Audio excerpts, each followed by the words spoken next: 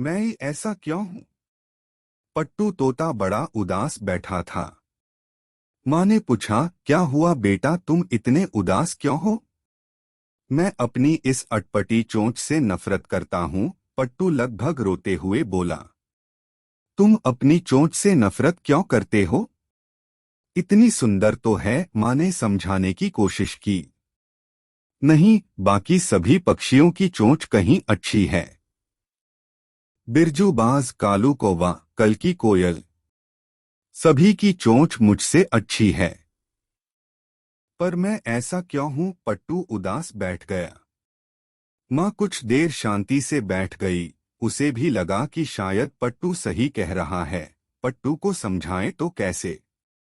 तभी उसे सूझा कि क्यों ना पट्टू को ज्ञानी काका के पास भेजा जाए, जो पूरे जंगल में सबसे समझदार तोते के रूप में जाने जाते थे।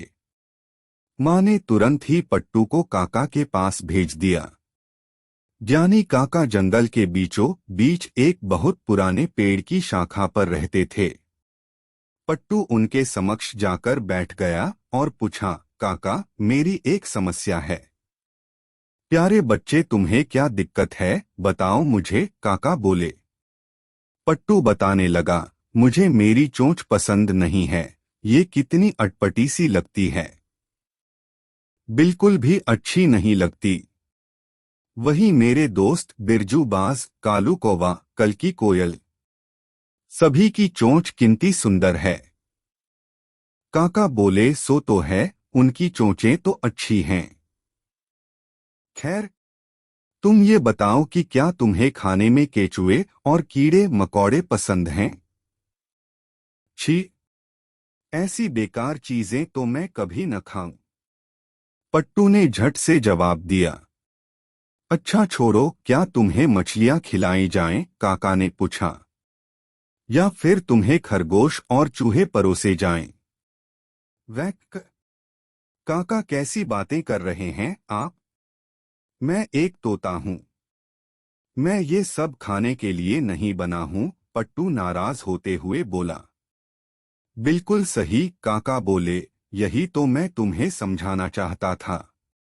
ईश्वर ने तुम्हें कुछ अलग तरीके से बनाया है।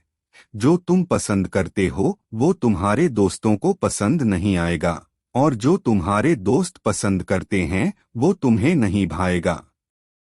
सोचो, अगर तुम्हारी चोंच जैसी है वैसी नहीं होती तो क्या तुम अपनी फेवरेट ब्राजीलियन अखरोट खा पाते? नहीं न। इसलिए अपना जीवन ये सोचने में ना लगाओ कि दूसरे के पास क्या है क्या नहीं। बस ये जानो कि तुम जिन गुणों के साथ पैदा हुए हो उसका सर्वश्रेष्ठ उपयोग कैसे किया जा सकता है, और उसे अधिक से अधिक कैसे विकसित किया जा सकता है। पट्टू काका की बात समझ चुका था। वह खुशी खुशी अपनी माँ के पास वापस लौट गया। पट्टू तोते की तरह ही बहुत से लोग अक्सर अपने पॉजिटिव पॉइंट्स को काउंट करके खुश होने की बजाय दूसरों की योग्यताएं और उपलब्धियां देखकर कंपैरिजन में लग जाते हैं। फ्रेंड्स, दूसरों को देखकर कुछ सीखना और कुछ कर गुजरने के लिए इंस्पायर होना तो ठीक है, पर बेकार के कंपैरिजन कर किसी से ईर्ष्या करना हमें डिसअपॉइंट ही करता है। हमें इस बात को समझना चाहिए कि हम सब अपने आप में यूनिक हैं, और हमारे पास जो एबिलिटीज और क्वालिटीज हैं उन्हीं का प्रयोग करके हम अपने जीवन को सार्थक बना सकते हैं।